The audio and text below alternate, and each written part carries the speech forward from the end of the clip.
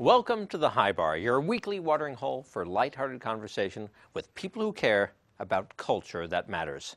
I'm Warren Etheridge, your host and barkeep. I promise never to cut anyone off while encouraging all to think responsibly. Join me and my special guest, Sam Mulvey, the co-producer and co-host of Ask an Atheist, as we raise a toast and raise the bar for godlessness.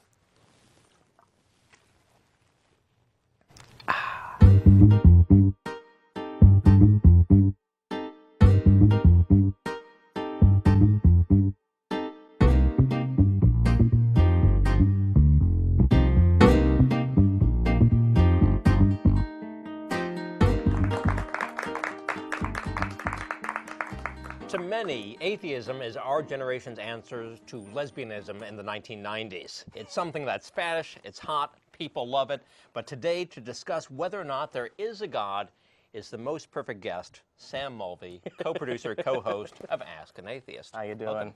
Nice to see you, sir. Nice to see you.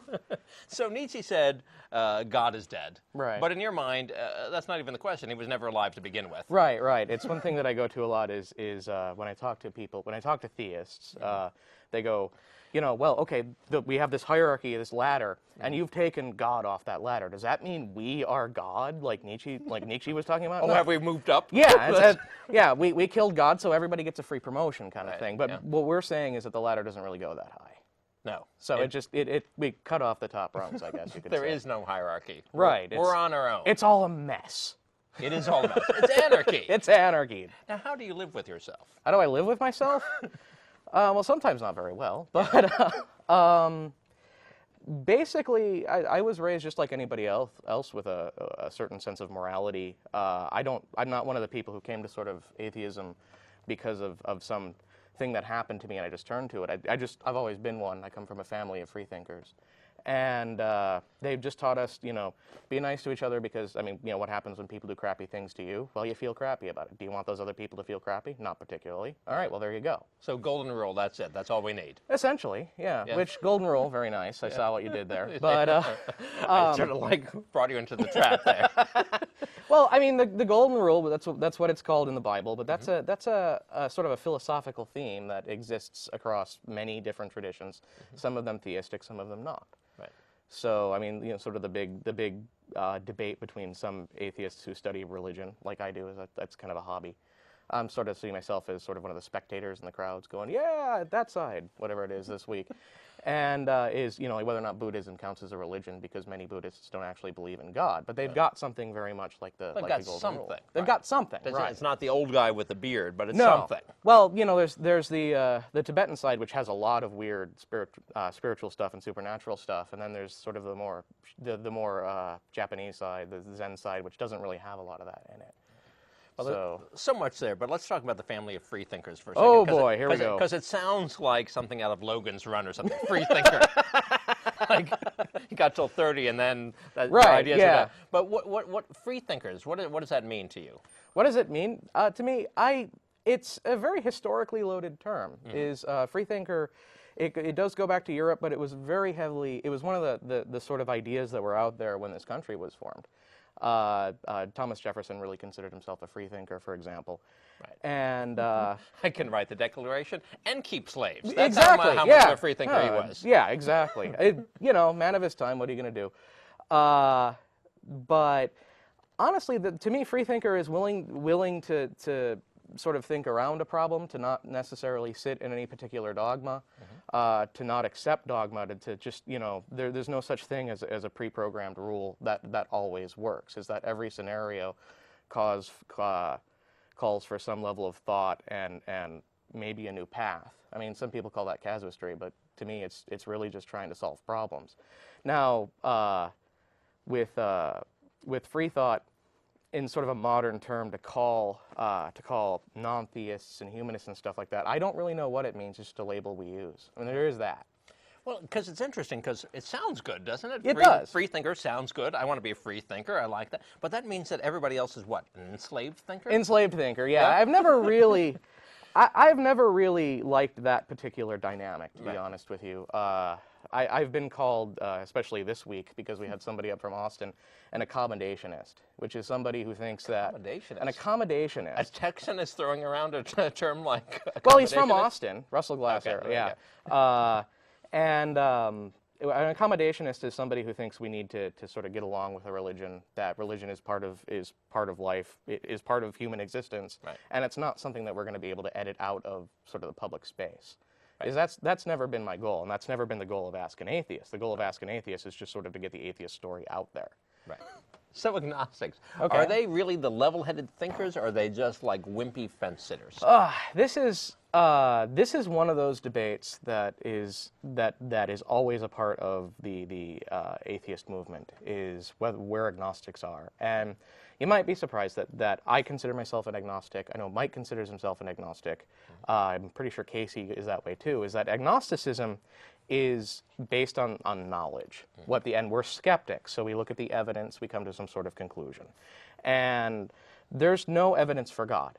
And there's no evidence really against God, because it's not the kind of thing that suggests that there's evidence. So on that question, until there is evidence, we kind of have to remain agnostic. And then atheism is sort of an operating definition. It's a very simple operating definition. But what that comes down to is there is no evidence for God, so we are going to act as if there isn't one. Right. And I think a lot of people who are just kind of fuzzy on the idea of religion, who remain undecided, are basically atheists in the same way. There's no evidence for or against God. There's no evidence for or against any specific God. In some cases there's evidence against a specific God.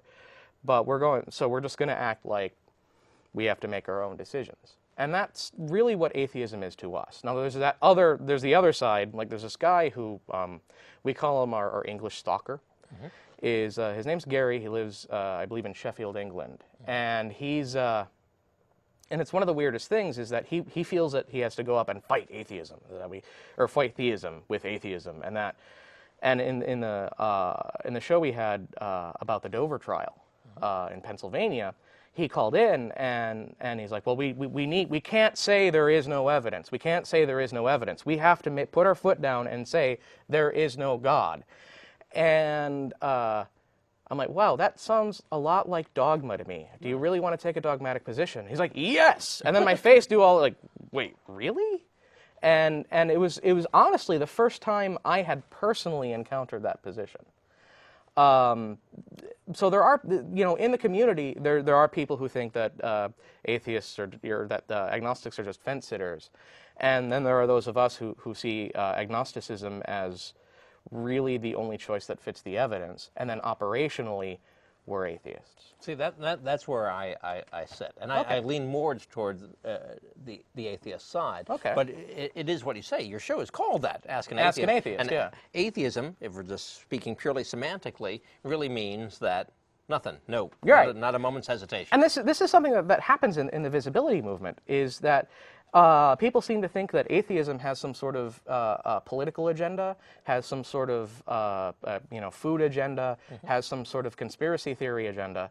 Atheism has none of these things. Right. And I'm always on the show. I always start out with atheism is a very simple definition: no God. Period. Right. Anything else you add to that is now your own philosophy. It's not really a description of atheism. Right. But that's not what you are. You are no God with an asterisk. You can choose to see it that way, like I said.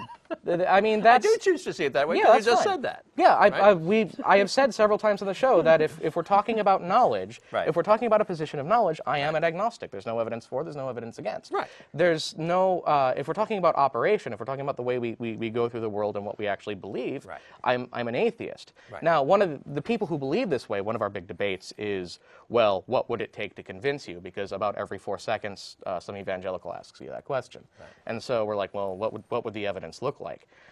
And that's a really tough one, because it would have to be evidence that specifically proves a God, or sometimes even specifically proves a specific God, and it has to be done in a way that is unmistakable. and nothing there hasn't been very much I can think of that couldn't easily be faked. Right. So I choose to believe that Marissa Tomei did not actually win the Oscar, that Jack Palance actually read it off wrong. However, that does not change the record to most other folks, right? Right, so I have right. to just go along with that, don't I? well, Until I can prove that he actually read it wrong.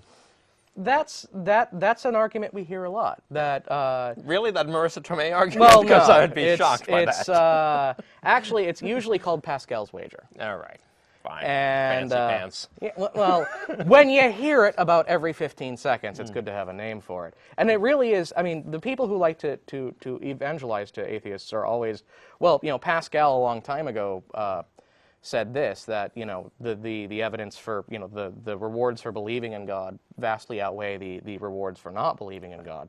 And that may have been true in his time, because there was some really significant social pressure against you that sometimes would manifest itself physically. Right. if you stood up in England and said you didn't believe in God. Right. We're no longer in those times. We live in a secular state. We live in a secular state for a reason. Right.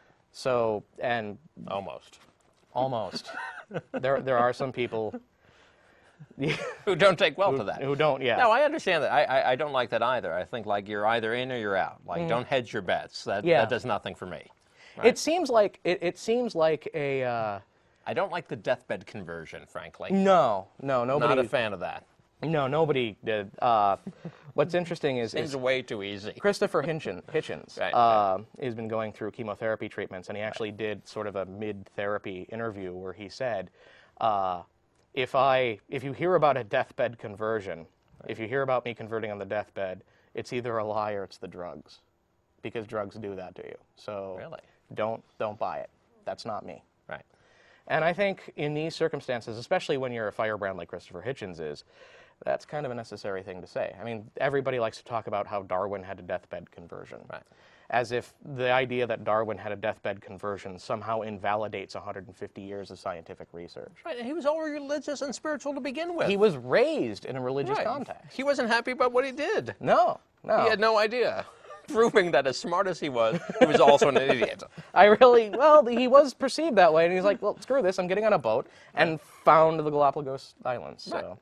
But he held off for a long time, didn't want to do it. He did. And I think it was, I forget the names. This isn't a period of history I know a whole lot about.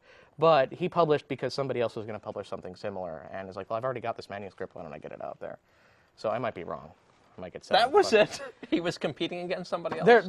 That's how the research works. Is that there's always some level of competition. It's one of the ways that lets the scientific method, as it's implemented socially, work out. So Really? I think so. Yeah. So it's like a Stephen King, Clive Barker sort of situation. He wanted to get out with the possessed toy with a girl that'll save the world. I suppose. Or does that have a name too, like Pascal's wager? If it does, I'm not familiar with it, so maybe we can invent it. I would like to see that. The King phenomenon, I don't know.